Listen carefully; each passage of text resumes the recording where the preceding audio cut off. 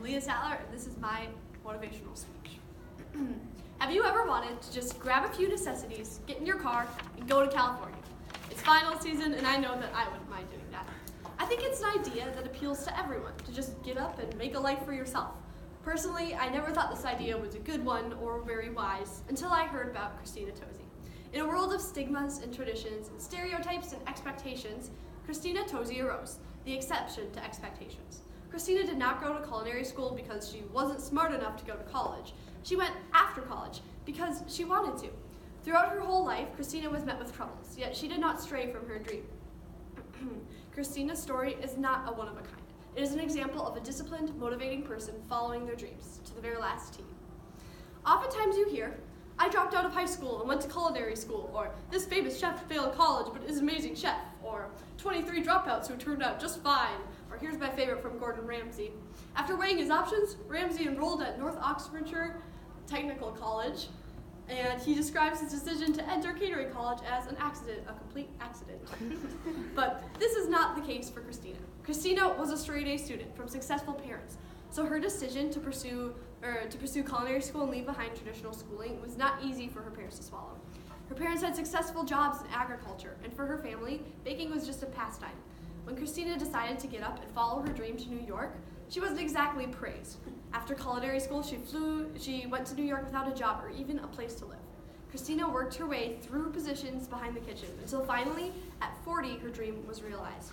She opened up Milk Bar in New York, a sweets shop built on the sweet taste of cereal milk. By now, you might be thinking, great, that sounds like living the dream. Where do I sign up? But Christina's journey was not all sunshine. She was constantly met with loneliness and hardship. Christina calls missing births and weddings and marriages countless times. Additionally, when you're in a kitchen for over 60 hours a week, there isn't much time to socialize. The only people you are able to befriend are those who are working beside you every single day, and that's where restaurants get the term family for coworkers. She did meet some lifelong friends, however, and these were people who would eventually help her open Milk Bar. Another hardship Christina, like many pastry chefs, had to endure is the gradual and slow progression through job levels. She worked as assistant, as pastry chef, always behind the scenes and hardworking. These jobs were often difficult and unfulfilling. She persisted, moved through the levels, all the way up to owning her own business. This is a very important aspect to fully realize. Christina's journey was not by any means a walk in the park. She didn't just sign up to be a pastry chef, turn up when she felt like it, bake cookies when she was craving some, and take home a huge check. I think this concept is crucial to understand.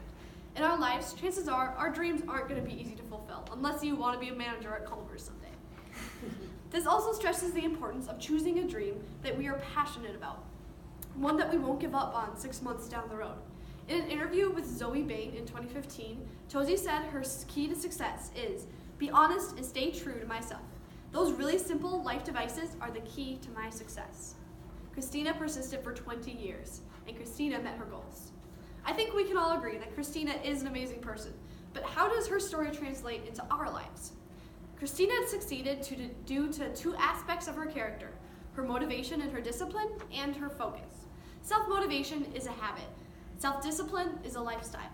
I think we've all at some point made the Google search motivation to X, Y, and Z, but the simple truth is motivation is a feeling. It can stay for an hour, or a day, or a week, or even a year, but eventually you'll feel something else and your motivation will be gone.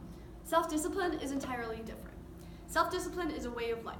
If we can train ourselves to always keep pushing and never give up, motivation is a nice, but nonetheless unnecessary emotion to us.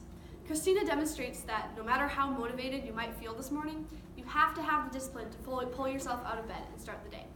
Christina never, not even for a moment, lost her focus on her dream of opening a business. Yet she said in an interview with Pure Wow in 2016, even I couldn't have dreamed this big 9 years ago. It's okay to just be happy with your current job and current career and not strive to be the ultimate, undisputable best. All you really need is your own goal.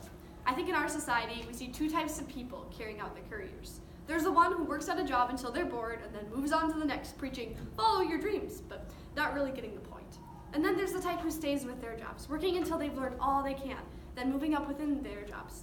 These types of people we see successful. Bill Gates, basically every actor or actress, even the Pope. None of these people ever lose sight of their goals. It's a lot, I know, to try to pick something right now before we've even graduated from high school, to follow the rest of our lives. We get a lot of pressure from parents or relatives saying, where are you going to go to school next year? Who do you want to be? Are you going to get married? How many kids do you want? But the truth is, we need to have the courage and the discipline to be able to say, I might not get married, I don't know what I want to do, and I might not even go to college. In the end, it's you. It's your life, and your only restriction is to serve God in whatever you do.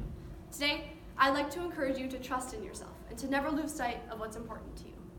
Now, Christina isn't dead. Her story is being told because her goal has been met. Similarly, the speech is almost over, but our lifestyles of discipline and motivation have just begun. Christina wasn't expected by anyone to choose the goals that she did, but nonetheless, she followed her dreams. Through motivation, discipline, and focus, we can accomplish any goal we choose to set. Christina isn't anyone special. There isn't any special gene in her DNA. She's just the same as you and I, so let's make legends of ourselves.